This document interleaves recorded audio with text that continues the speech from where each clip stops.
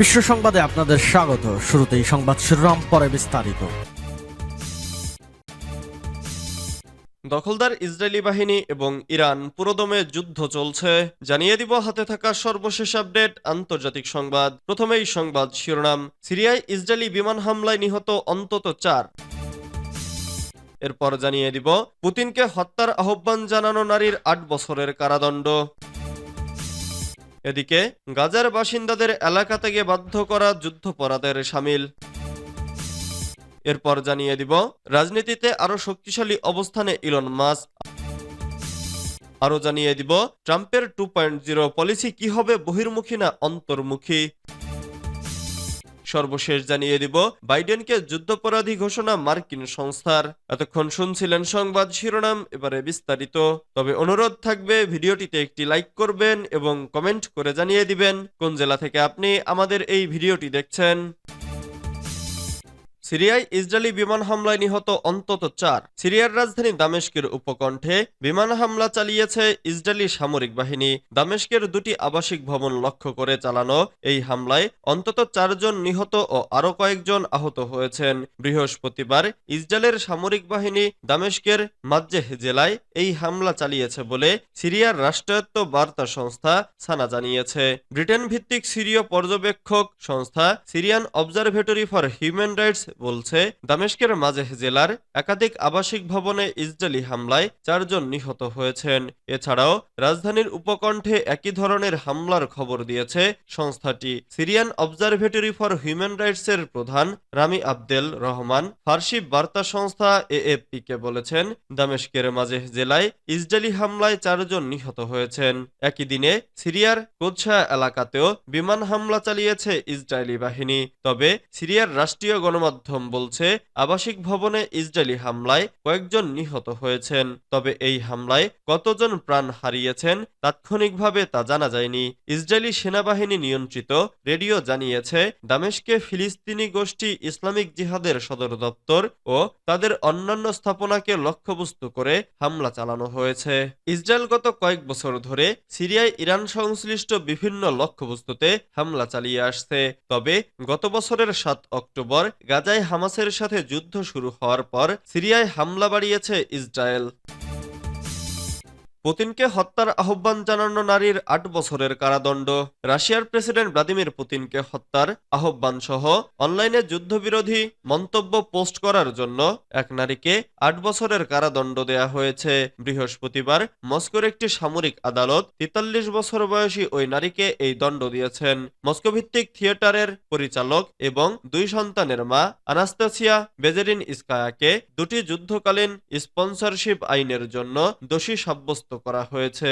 এর মধ্যে রয়েছে রুশ সেনাবাহিনীকে অসম্মান করা ও এর সম্পর্কে মিথ্যা তথ্য ছড়ানো এবং পাশাপাশি সন্ত্রাসবাদকে ন্যায্যতা দেওয়া। মানবাধিকার বিষয়ক প্রকল্প ওভিডি ইনফো অনুসারে ইউক্রেনের যুদ্ধের বিরুদ্ধে কথা বলার জন্য রাশিয়ায় 1000 জনেরও বেশি মানুষকে ফৌজদারি আইনে বিচার করা হয়েছে এবং প্রতিবাদ করার জন্য 20,000 জনকে আটক করা হয়েছে।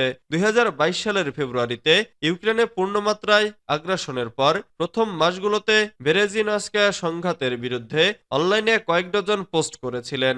এসব পোস্টে তিনি লিখেছেন, রুশ সেনাবাহিনী, স্বরাষ্ট্র মন্ত্রণালয় এবং পুতিন নিজে ইউক্রেনের জনগণের বিরুদ্ধে গণহত্যা চালাচ্ছে। গাজার বাসিন্দাদের এলাকা থেকে বাধ্য করা যুদ্ধাপরাধের শামিল। ফিলিস্তিনিদের গাজা থেকে বাধ্য করাকে যুদ্ধাপরাধের শামিল বলে মন্তব্য করেছে নিউ ইয়র্ক ভিত্তিক আন্তর্জাতিক মানবাধিকার সংগঠন হিউম্যান রাইটস ওয়াচ। বৃহস্পতিবার এ নিয়ে একটি প্রতিবেদন প্রকাশ করে সংস্থাটি। খবর রয়টার্সের। প্রতিবেদনে বলা হয়েছে, গাজার বাসিন্দাদের জোরপূর্বক বাস্তুচ্যুত করার মধ্যে দিয়ে ইসরায়েলি বাহিনীর কর্মকর্তারা যুদ্ধাপরাধ করছেন। এইচআরডব্লিউ এ সংক্রান্ত তথ্য প্রমাণ জোগাড় করেছে। এছাড়া গাজার অনেক এলাকায় ফিলিস্তিনিদের আর ফিরে যাওয়ার উপায় নেই। এটি জাতিগত নিধনের সংজ্ঞার সঙ্গে মিলে যায়। এইচআরডব্লিউর 172 পৃষ্ঠার প্রতিবেদনটি চলতি বছরের আগস্ট পর্যন্ত বাস্তুচ্যুত গাজাবাসীদের সাক্ষাৎকার, স্যাটেলাইট থেকে ধারণ করা ছবি এবং লোকজনের কাছ থেকে নেওয়া তথ্যের ভিত্তিতে তৈরি করা হয়েছে বলে জানিয়েছেন মানবাধিকার সংগঠনটির গবেষক নাদিয়া হার্ডম্যান। জাতিসংঘের দেয়া তথ্য মতে 2023 সালের ৭ অক্টোবর গাজায় যুদ্ধ শুরু হয়। এর আগে উপত্যকাটিতে 2,40,00,000 মানুষের বসবাস ছিল। তখন থেকে 2024 সালের অক্টোবর পর্যন্ত 1,90,00,000 মানুষ বাস্তুচ্যুত হয়েছে।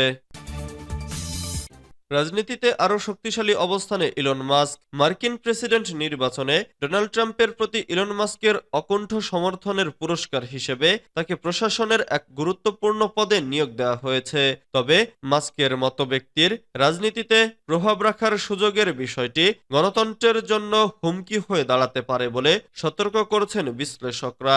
গাড়ি নির্মাতা টেসলা, সামাজিক যোগাযোগ মাধ্যম এক্স ও মহাকাশ সংস্থা স্পেসএক্স সহ বিশ্বের কয়েকটি বিশিষ্ট প্রযুক্তি সংস্থার মালিক ইলন মাস্ক মঙ্গলবার 12 নভেম্বর বিকেলে ট্রাম্প মাস্ককে একটি বিভাগের প্রধান হিসেবে নিয়োগ দেওয়া প্রসঙ্গে এক ঘোষণায় বলেন, সরকারি ব্যয় আমলাতন্ত্র ও নিয়ন্ত্রণ করানোর উদ্দেশ্যে একটি নতুন সরকারি দক্ষতা বিভাগ গঠন করা হবে। তবে এই নতুন সংস্থার সঠিক অবস্থান এখনো স্পষ্ট নয়, কারণ এটি স্পষ্টতই একটি সরকারি বিভাগ হবে না। তবে স্বাভাবিকভাবেই এই নিয়োগ ইলন মাস্ককে সরকারি নীতির ওপর প্রভাব বিস্তার করতে পর্যাপ্ত ক্ষমতা দিয়েছে, যদিও ডিওজিই এর কর্মপরিকল্পনা সম্পর্কে খুব কম জানা গেছে। ট্রাম্প 2.0 পলিসি কি হবে, বহির্মুখী না অন্তর্মুখী? সব জল্পনা কল্পনা তুড়ি মেরে উড়িয়ে যুক্তরাষ্ট্রের 47তম প্রেসিডেন্ট নির্বাচনে আরেকটা ভূমিধস জয় পেয়েছেন ডোনাল্ড ট্রাম্প। হোয়াইট হাউসে ডোনাল্ড ট্রাম্পের প্রত্যাবর্তন মার্কিনীদের একাংশকে খুশি করলেও শঙ্কা তৈরি করেছে আন্তর্জাতিক বিশ্বে, বিশেষ করে আমেরিকার অবন্ধু রাষ্ট্রগুলোকে। এই শঙ্কা ও দুশ্চিন্তার মূল কারণ অনুমেয় ট্রাম্প নিজেই। তার বেপরোয়া আচরণ, আগ্রাসী ব্যক্তিত্ব ও লাগামহীন বক্তব্য নিয়ে যথেষ্ট বিতর্ক রয়েছে, যেটি তার অভ্যন্তরীণ ও বিদেশ পলিসি বাস্তবায়নের ক্ষেত্রে ধর্তব্য।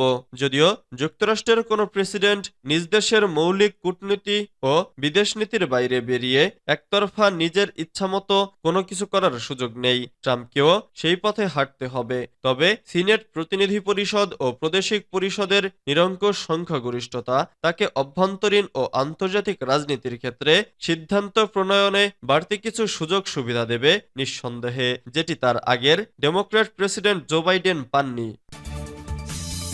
বাইডেনকে যুদ্ধাপরাধী ঘোষণা মার্কিন সংস্থার। মার্কিন প্রেসিডেন্ট জো বাইডেনকে যুদ্ধাপরাধী ঘোষণা করেছে যুক্তরাষ্ট্রের সবচেয়ে বড় মুসলিম নাগরিক অধিকার সংস্থা council on American Islamic relations. সংবাদ মাধ্যমের প্রতিবেদন থেকে জানা গেছে, ফিলিস্তিনের অবরুদ্ধ গাজা উপত্যকায় জরুরি ভিত্তিতে মানবিক সহায়তা প্রবেশাধিকার বাড়ানোর জন্য গত মাসে ইসরায়েলকে 30 দিনের সময় বেঁধে দেয় যুক্তরাষ্ট্র।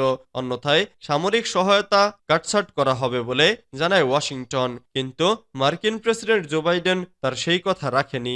মার্কিন নির্দেশিত সময়সীমা ইসরায়েল পূরণ করতে ব্যর্থ হওয়া সত্ত্বেও দেশটিতে অস্ত্র সরবরাহ চালিয়ে যাওয়ার সিদ্ধান্তের জন্য প্রেসিডেন্ট জো বাইডেনকে বুধবার যুদ্ধাপরাধী ঘোষণা করে সিএআইআর। সংস্থাটি জো বাইডেনকে উদ্দেশ্য করে কঠোর ভাষায় একটি বিবৃতিতে বলছে, যুক্তরাষ্ট্র ও আন্তর্জাতিক আইন লঙ্ঘন করে যুদ্ধাপরাধের অর্থায়ন আপনাকে যুদ্ধাপরাধী করে তোলে। বিবৃতিতে আরো বলা হয়, গাজায় ভয়াবহ ক্ষুধা বন্ধ করার জন্য ইসরায়েলি প্রধানমন্ত্রী বেনিয়ামিন নেতানিয়াহুকে 30 দিনের যে সময়সীমা দেওয়া হয়েছিল তা লঙ্ঘন করার পরও প্রেসিডেন্ট বাইডেনের ইসরায়েলি সরকারকে বেআইনিভাবে প্রাণঘাতী অস্ত্র সরবরাহ চালিয়ে যাওয়ার সিদ্ধান্তের আমরা তীব্র নিন্দা জানাই।